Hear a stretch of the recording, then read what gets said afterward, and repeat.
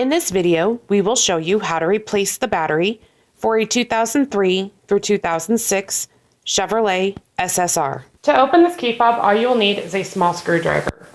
Simply insert the screwdriver in the notch at the top of the key fob and twist.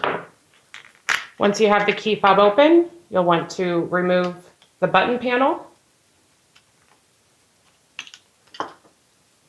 And you'll find that the battery is located here. You'll want to take your small screwdriver and just help slide that old battery out. The battery used in this key fob is a CR2032. Once you have the old battery out, to replace it, simply slide the new battery back into place.